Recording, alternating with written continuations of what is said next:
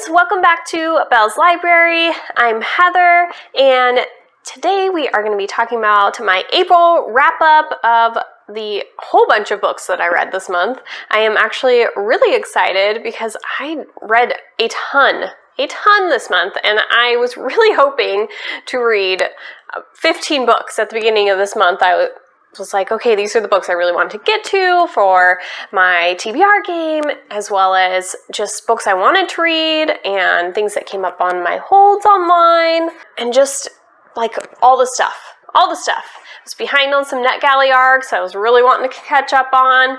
So yeah, 15 books, and of those 15 books, I have read 14 of them, and today's the last day of the month, and I am already started into the 15th book, and I might even finish it today. So I might actually finish every book I set out to finish for this month, which is crazy. I haven't read this many books in quite a while, and so yeah, that was enjoyable. Now, I did do a mid-month wrap-up a couple weeks ago, and I talked about the first 5 books that I read in the first half of the month, and so if you guys want to know about those books, I will definitely have that up top and also down below. And so those 5 books were Dead Voices by Catherine Arden, Horror Store by Grady Hendrix, Love from A to Z by S.K. Ollie, and The Asylum by John Harwood, and Ready Player One by Ernest Cline.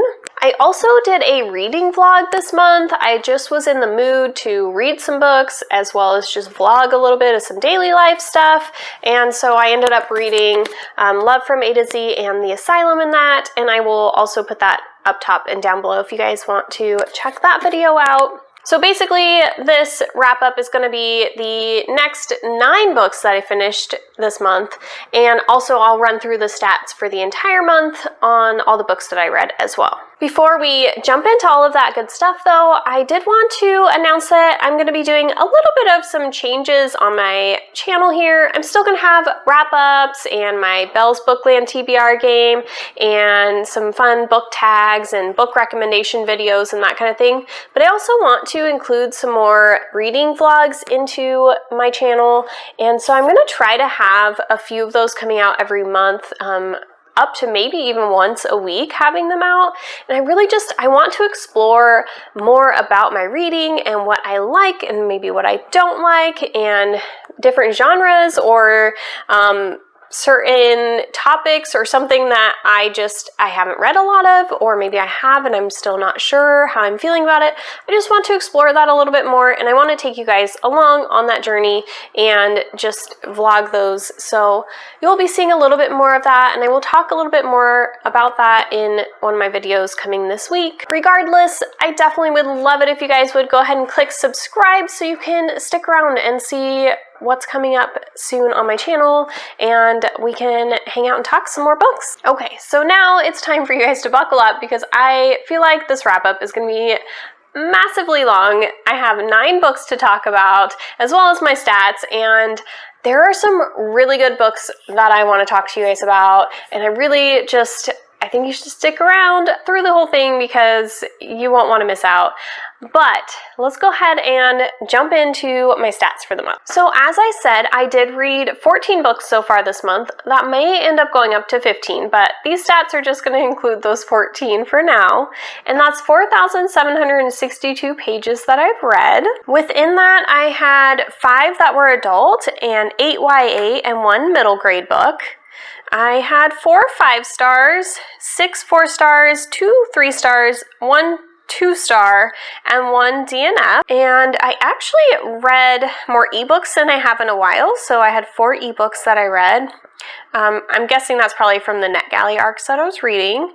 I had 7 audiobooks and 3 physical books that I read. So moving into some of the genres that I read this month, I had a pretty good mix actually going this month. I think Belle's Bookland helped a little bit with that, and then I also just had a lot of other books that I was interested in that I added in here.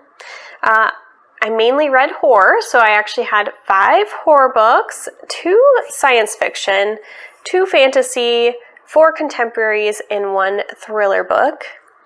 And as far as LGBTQ plus rep, I had 3 where the main characters represented this and 2 where representation was present. And I read from 4 authors that were people of color, and 6 books off of my shelf were finished. So that's exciting. And so excited, did I finish some series? Yes, I finished 2 series this month. Like, hallelujah. I finished some series. It's beautiful. It's wonderful. Oh my gosh, so exciting. Let's jump right into the first book that we're going to talk about, and that is Into the Forest by Jean Hegland. And this book is a post-apocalyptic book. That's kind of what drew me into this book. I really enjoy quite a few like TV shows within this area, but I haven't found a lot of books that I actually enjoy in this area, and I just was hoping maybe this would be one. So we're following these 2 sisters, and they basically are living kind of outside of town, a little while away in the forest, and society has kind of fallen apart, and electricity has died, and there's no gas, and just things are not doing well. And so we're following the 2 of them as they're trying to kind of survive and pick up the pieces of their life and figure this out during this time while society is just crumbling around them. I really struggled with this book. I found the character development was very poor and lacking, and I just couldn't feel connected to them at all. These 2 sisters, they just felt so flat. I felt like I was just being told, like, this sister over here, she likes to dance, and that's it. She likes to go in her studio and dance all day, and that's her story. And this sister over here, she wants to go to college, and she reads encyclopedias, and she just wants to learn everything. And okay, but what feelings do they have? What's more going on there? Give me a whole person here. I want to feel actually connected to them as they're going through such a tough time and they're trying to figure this out. Like, what? And then the fact that they're 2 sisters, they're like in their older teen years, and they're somehow surviving on their own in this house in the woods, and they're unprepared, and like they just somehow learn how to do these things. Like, they learn to shoot a gun by themselves within a couple hours. Oh, yeah, cool. And I don't know, I felt like it was unrealistic and unbelievable, and just overall the story just felt kind of flat and boring, and I was waiting for more to be happening and to feel more connected to these girls, and it just was not happening. And so I was contemplating DNFing this book, and then we came across this scene, and after that scene, I couldn't. So I think I made it like 60 or 70% into this book, and I was just like, and I'm done. And I was reading some reviews after, and a lot of people said, even the people that enjoyed the book, they didn't like the end of it. Like, almost everybody was just like, that ending was awful. And so, yeah, I'm glad that I didn't finish it. If you want to know what turned me off from this book, I will tell you right now, and I will put spoilers down below, because I don't want anybody to go into this book, and I don't know why, but this was a theme in books for me this month. And it's just not something that, like, I enjoy as a plot twist, and it's not something that I think has good shock value or enjoyment or makes the story interesting. I don't know. Anyways, okay, so the spoiler is that basically the 2 sisters end up connecting and become lonely, and they decide to spend the night together. Like, what? Okay, we're sisters and now we're having sex. What? No, I'm sorry. Like, that's just not working for me.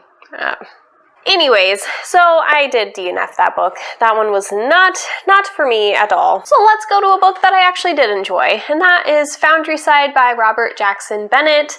This is a really fun story following Sansia, and she is a thief, and she is sent out to retrieve this mysterious item. She doesn't realize that this item could really revolutionize the way that her world uses magical powers to scribe different items. And basically scribed items are used by the merchant houses, which are basically the people who rule this world, and they're magical items, or they're really just everyday items that have been imbued with some kind of magical power to do something. For example, the carriages, the wheels are just ordinary wheels, but they are scribed to believe that they need to turn and move by themselves, and that something is actually guiding them, and so they just move on their own. So Sansia, she is tasked in retrieving this item and stealing it, and then it ends up that some people from a merchant house want her dead now, and they want to get this item for themselves, and so she kind of has to bring together a group of people, and she's trying to figure out what's going on here, not get killed, figure out what's going on with this item, and she just really gets delved into this whole new world, and she ends up having to work with all these people that she never would have imagined working with. I have to say that I really enjoyed the world building. I thought it was really amazing. The author took some time to really make sure we understood the world, the magic system, and just built this whole thing up in our minds, and I can really just feel like I was there and envision it, and the writing was really well done in that way. So I really enjoyed that piece. The magic system is very unique and different, and why do I keep saying she? He really made sure to make sure we understand how the magic system works. Yeah, it's just very intricate and just different than anything that I feel like I've read. And so I found that very intriguing. I also feel like the characters were really well developed in this story. Not only Sansia, but all of our other characters, they all had a different backstory to them. They had different personalities. I can imagine each of these characters on their own, and they all had their own kind of story to them, and they were their own people, and I can just imagine them in my mind and the way they are and the way they would act, and I feel like they were real characters and real people, and I really appreciate it when a story can really delineate that. Also, something that often will drive me a little crazy sometimes in certain books is when the characters just get off too easy. You're like, oh really, just all of a sudden you have this magical item that will get you winning this whole battle or something. Sometimes I'm like, okay, that was too easy. Come on. So I don't feel like that happened in this book. I feel like they really had to work for the things that they were trying to get to, and often their plans didn't go to plan, or they didn't succeed, and things went a little sideways, and they had to sacrifice in order to get what they wanted, and maybe it wasn't fully what they wanted, but whoever gets everything they ever wanted in one go, right? You gotta put in the work, and sometimes it doesn't even work out that time. So I really appreciated that there was an actual struggle for these characters as they're trying to figure this out, and as we're going through the story, there's multiple points where they're trying to do something, and it gets thwarted and changed and moved around, and they have to do different things, and it just makes for a good story. Overall, very excited to see where this is going to go in the future. I think the ending wrapped up enough stuff to keep me happy, but definitely left me hanging on, and I am very curious as to what the next book's going to hold, so I will be picking it up soon, and I gave this one a 5-star. So the next book we'll talk about is Finale, and this is the third and final installment in the Caraval series. So we have Caraval and Legendary, and now Finale, so I'm excited to finally be finishing up this series. I have really thoroughly enjoyed it. If you guys haven't heard about what Caraval is about, I'll explain the first book, so I'm not giving anything away, but we're basically following Scarlett and Tella. They're these two sisters, and they end up getting pulled away to go to this island where Caraval is played, and it's a game, and it is an audience participation game in which you are trying to reach this prize and everybody else is as well, and you have to follow these clues, and there's magic and mystery, and a lot of times you don't know what's really happening, and you're told all the time, remember, this is just a game, but there's like this blurry line of like reality in the game, and you're just like, wait, is this really just a game? And I really enjoy the magical components that are just worked into the story. Scarlett's dress is one of my favorite things about the series. It seems trivial, but it is just amazing. Like, it changes with her moods, and I just think that is so cool. But a lot of times when you want to find out information, you have to give something up, and not like, you're not going to be paying for it with money. You have to pay with it, with a desire of your heart, or a lie you told, or, you know, something crazy like that, and a memory maybe, or just, there's consequences to finding out more information, and you have to decide if it's worth it. Sacrifices maybe is a better word, I don't know. But I have loved all of these books and really enjoyed being a part of this world. The magical, lyrical writing that Stephanie Garber has just pulls me in. It makes for such a, like, just intriguing read, and it's just easy to just drop into this world, and you just feel immersed in it, and I just love that. Yeah, I really, really, really enjoy this whole series. It's very enjoyable. I definitely want to read it again.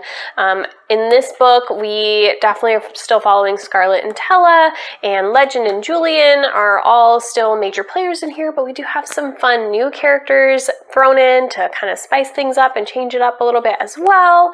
And I feel like each of the characters has, again, a very unique personality to them, and they stand out in my mind. Like, I know who they are, and I know what I want them to look like and be, and I really love it when characters are well developed, and I feel like that is something that this book does as well that I really enjoyed. I also enjoy the fact that, I think Legend especially says this, but they always say, like, I am not the hero to this story. And, you know, you're looking to me to be a hero. I'm not going to be it. I'm going to be your villain. And so you're just constantly in the back of your head, like, I feel like you could be my hero here, but you have to keep reminding yourself that a lot of these people, they have backstories that aren't pretty. And you might want to watch your back. I will say that this series does have some romance to it. The first book I really don't feel like does very much. There's like a small sprinkling, maybe a little bit in there, but I feel like as the series has progressed, there's been more and more romance to it, in with the fantasy. So if you're not a really big fan of having a lot of romance, then, I mean, this may not be totally for you, or at least could read the first book, and I think that one could stand on its own. Yeah, there is a little bit more romance and some entanglements in that way in this last book, for sure. This next book that we're going to talk about, I think might be my favorite book from the month.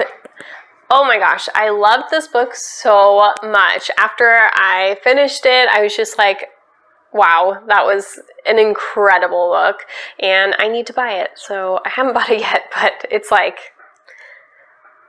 next up on the list. Yeah, I loved it.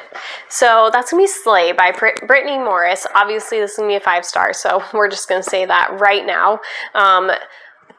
Not only is this book, like, enjoyable, but it makes you think, and it's just one of those books that I feel like everybody should read.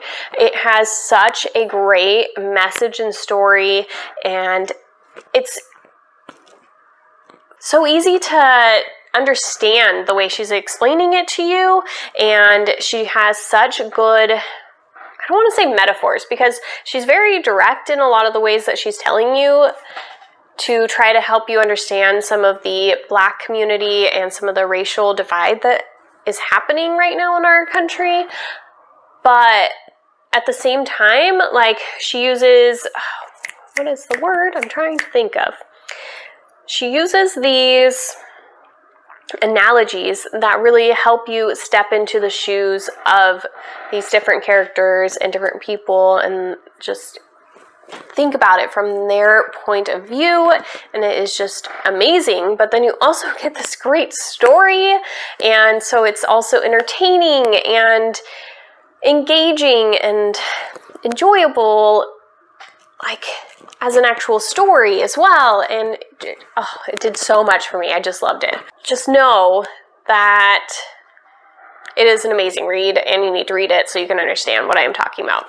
But we should probably talk about what this book is actually about. So, Kira is a 17-year-old honor student, and she creates this online role-playing card game called Slay. So it's meant to create a safe space for Black gamers to go to and play and not be judged or ridiculed or anything like that. So basically, a dispute over the game ends up getting one of the players killed, and so then the media gets involved and starts saying that Slay is racist and exclusive, and that the creator needs to speak up and that they're hiding, and Kira is just shooken. She doesn't know what to do. She hasn't told anybody in her family, her friends, her boyfriend, nobody, that she is the creator of this game. And, you know, she's young and she's afraid she's going to get sued, and, you know, just rocks her world. And this game that she created she made so that she would have somewhere to go after school and just feel safe and have a place to, you know, make friends and enjoy and get away from any of the pressures of the rest of the world that she was dealing with. Besides the messages that the author is bringing across in this novel, the imagery she brings up with the game is amazing. I want to play this game. It sounds incredible. I'm not a big gamer, but I totally would play this game. It sounds amazing, and she just did a really good job of explaining some of the different places within the game and the characters and how they would be made, like what they would look like, and all the different characters within the game and what they chose to kind of dress as, and I don't know, the animals within the game, and you can like ride a rhinoceros, and the cards, because it's like a card game kind of thing, they all have to do with like something within the Black community, but it's also like worldwide, so things that maybe are more part of an African heritage side of things, or from Egypt, or just different areas throughout the world that have some of these Black characters and some different traditional things there. We also have like a Michael Jackson card and a Michael Jordan card, and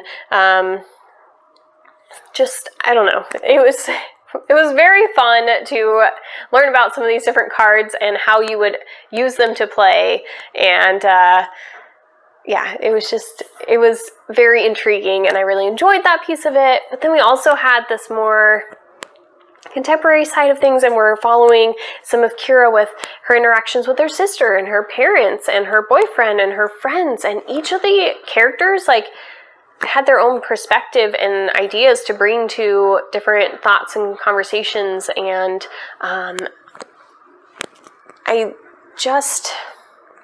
I don't know how to explain my love for this book, and I just want you to, like, just go pick it up. Go pick it up and read it, and tell me that you read it, because it was incredible. I'm not really sure what else I can say here, except for that it was amazing. Oh, yes. So I actually screenshotted a page while I was reading this, because I wanted to just share what I mean by the author being able to explain things, and just, it's beautiful. Anyways, okay, so let me see. So one of the plot lines also within this is there is a player who infiltrates into Slay afterwards and is basically making a big deal and acting like maybe he might sue. And so he says within the game chat to her, "Gorgeous night for a lynching." So this is the passage I just thought it was really beautifully written. I shut my eyes and try so hard to ignore it, but it's like the words are burned into my mind. Black gamers go through this shit every day, I remind myself. It's just part of gaming while black. In pretty much any online game besides Slay, Miss Coleman's kids would have to hear it when they come home from school. Dr. Abbott hears it in the presence of his nephews while they're playing Legacy of Planets. This racism crops up in so many places, I should be used to it by now, but I shouldn't have to be. Not here, not in Slay. I tell myself I'm here to defend that right to safety, to defend this space. I am a queen, and this is my game. It was just, like, so powerful. Like, I can't imagine having those things said to me. Even if people think that maybe that's a joke, it's just not. And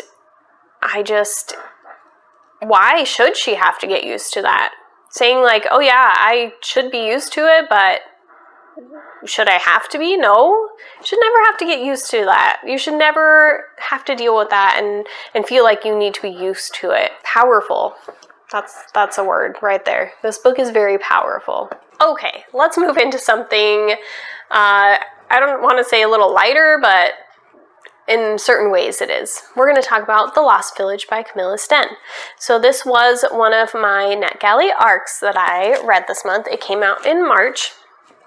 And I've got a few of these I may be talking about, but just know that the fact that I got it as an arc does not influence the way that I rate my books.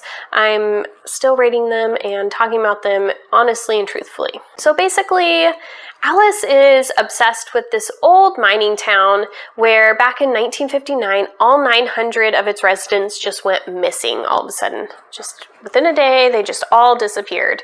And her grandmother, her whole family was living there at the time, and they all disappeared. And so she's kind of just become obsessed with the story and what happened.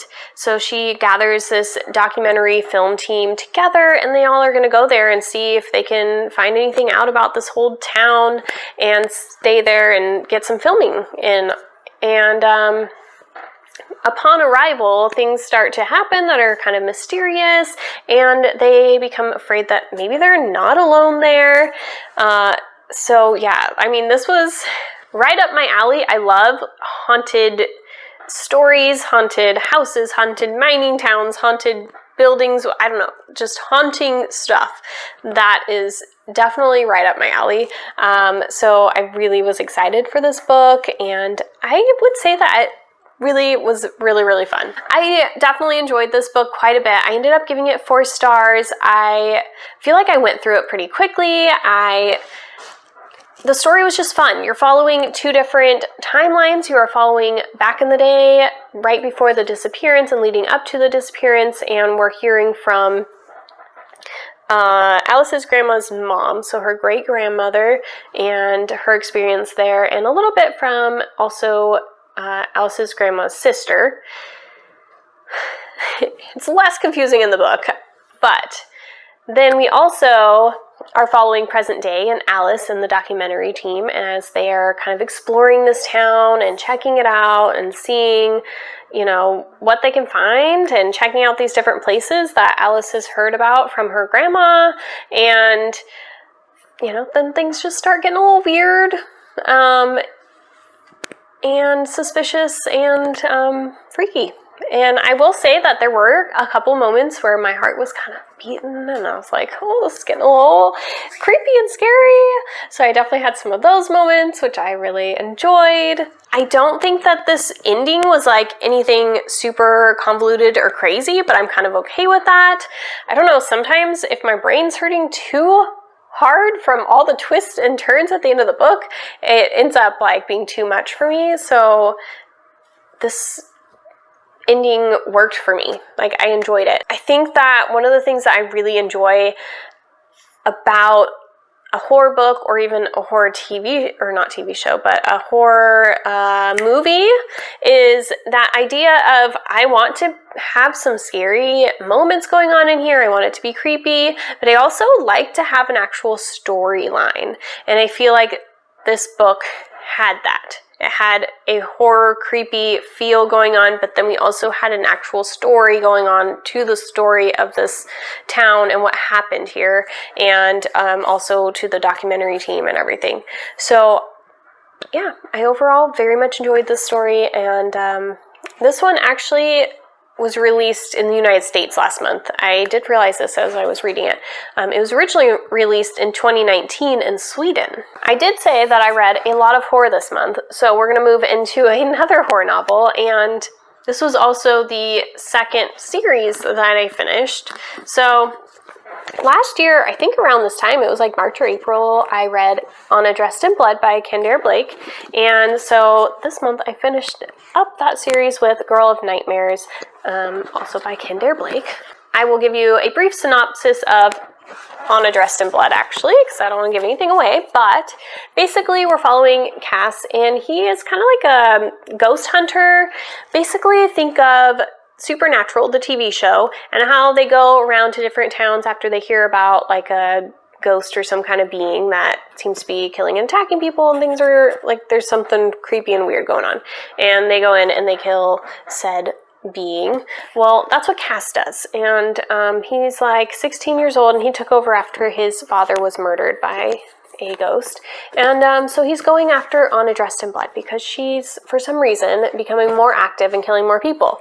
And so that's kind of your premise there. So we're following Cass again some more, and he's made a couple friends in the town, and we're just kind of continuing the story. I can't really tell a whole lot more about this book because I would give away too much. Overall, I think I enjoyed the actual ghost hunting aspect of the first book a lot more than I enjoyed this continuation novel. I feel like it just kind of fell a little flat. I don't feel like things were as developed as they were. The characters weren't super... I don't know, I just wasn't very invested in the characters. I don't feel like the atmosphere was really there. The storyline and the plot were just kind of, it just all was a little bit more lacking than I wanted it to be. I still enjoyed it because I enjoy the storyline in general, and I had been with the characters before and stuff. It didn't feel, I don't want to say believable, because I mean, I don't know that any of this feels believable, but it just didn't feel as believable or as real as the first book did. Overall, I gave it a 3-star. It was okay. It wasn't anything spectacular. It wasn't awful. It was just okay. So the next book that we're going to talk about here is She's Too Pretty to Burn by Wendy Hurd. And this was another NetGalley arc that I got, although I actually ended up listening to the audio on Hoopla because I found it on there. So, you know, take that with what you want to.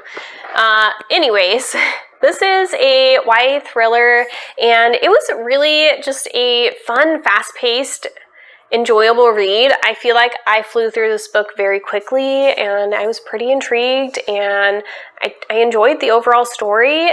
We're following two different perspectives. We're following from Veronica's and Mick's perspective, and then we also have another kind of main character in there, Nico. We just don't follow his perspective. So Veronica and Nico are friends in the way that they are artists, and they've known each other for a while, and Veronica likes to take pictures, and she ends up meeting Mick at a party, and she feels like she's just such a good muse for her, and she starts taking some pictures of her, and they kind of start to develop a romantic relationship together. And then Nico, he does these art installments, and that's kind of his art style, and the two girls sometimes are going with him to check out some of these different art installments that he's doing. Basically, we're following into the summer as these friends kind of get to know each other, and Veronica and Mick advance their relationship, and they have a lot of other things kind of going on in their lives, and they just don't see where everything's going. And I think the tagline's like 2 girls, 1 fire, 3 bodies, or something like that, which I think, like, kind of gives you an idea of the direction it's going to go, and that this is a thriller. But I don't really feel like there's a lot more I can tell you there.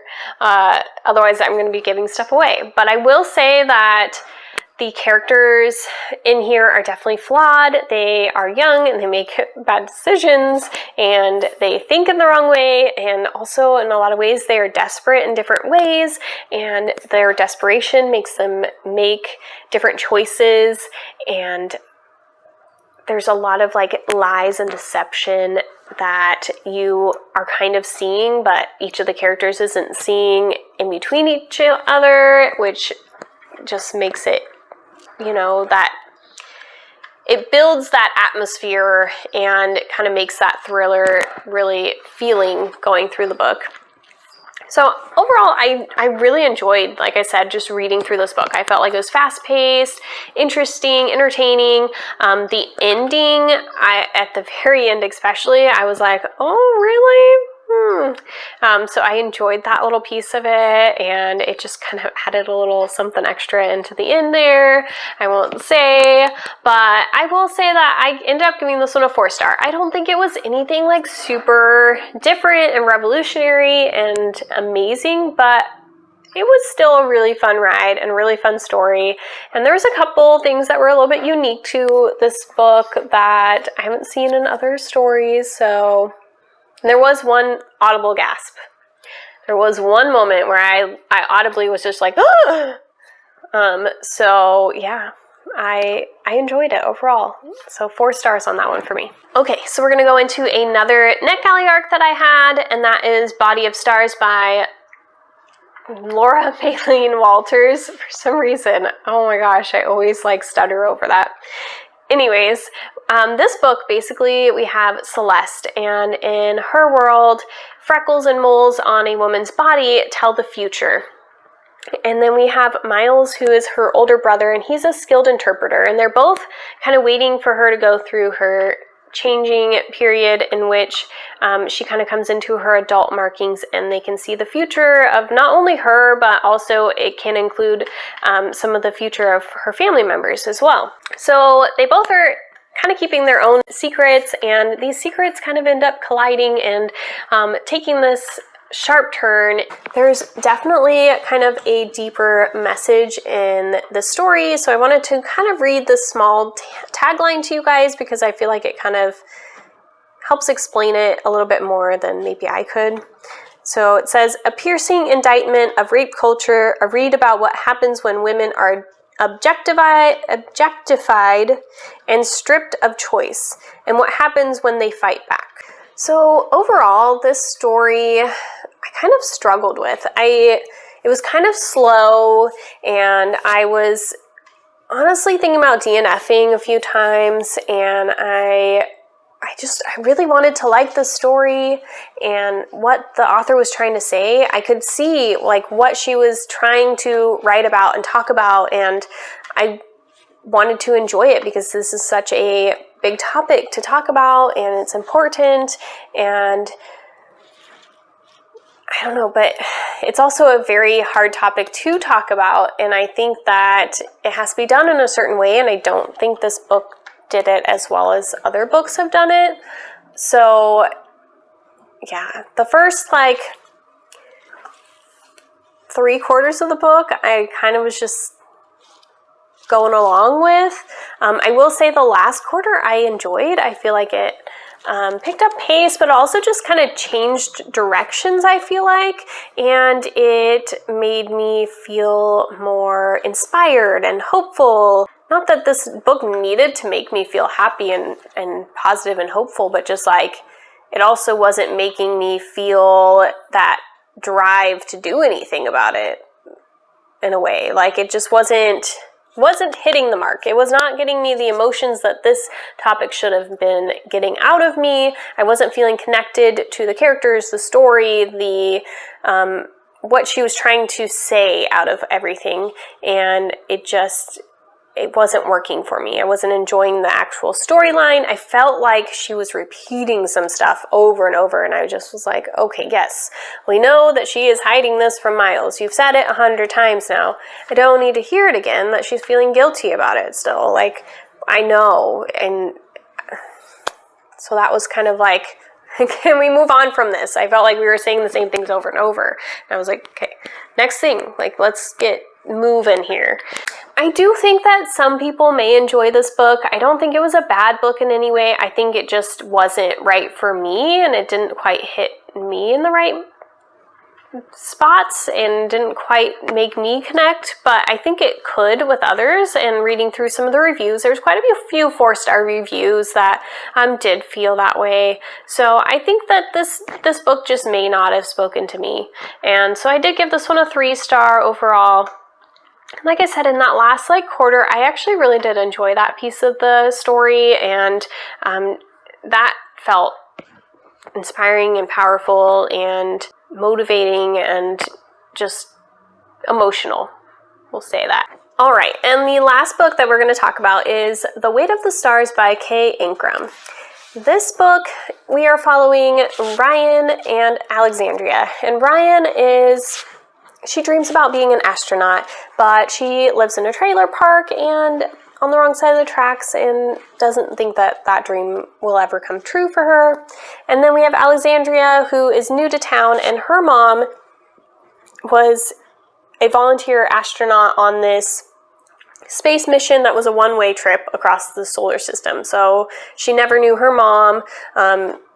She was 2 months old when her mom left. So basically, an accident happens, and Alexandria can't get up onto her roof to try to catch radio waves from her mom while she's on this mission.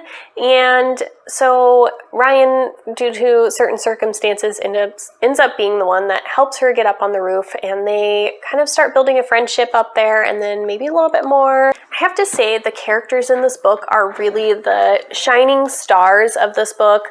They were so strong and fierce, but also broken, and their ideals weren't perfect, but they made them real, and they fought for each other, and they saw the bad things of each other, but also those good things that were in there. And Ryan, she had so much potential to be so much, and she got lost in all the other pieces of everybody else's life, so she's trying to pick everybody up and help them, and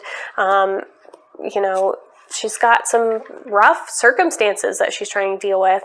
I just think that they really made the story amazing. I think the writing, Ancrum has a beautiful way of writing. It's kind of poetic, and it was a very beautiful read. I definitely would love to pick up more books by her. I know she has The Wicker King, and then also this year, I don't know if it's out yet, but I know she has another book coming out called Darling.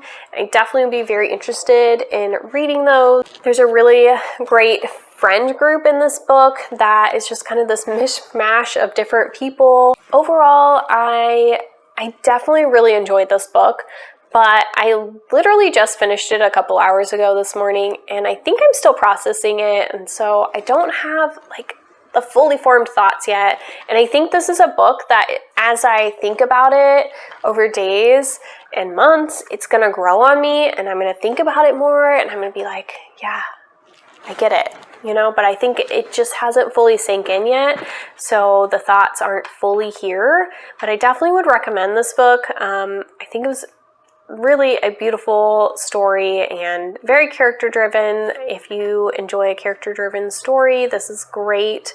But there's some really interesting conversations and topics about how you would feel if your mom wasn't there because she decided to go on this trip, and what would it feel like to be in space and know that you didn't choose to have a family and do all the normal things that we would do, and how lonely would that be? I think another thing that I wish I would have actually physically read this book, I actually listened to it on audio. It was only a 7-hour audio, and I was like, cool, I'm just gonna listen to it, because I had so many physical reads that I didn't have an audiobook for, and so I think I ended up missing out on some of the emotional impact that this could have had, and so I really want to go back and physically read it because I think that there's more that I could get from this book for sure. So I also kind of wanted to share, there's an author's note at the end of this book, and if you ever read this book,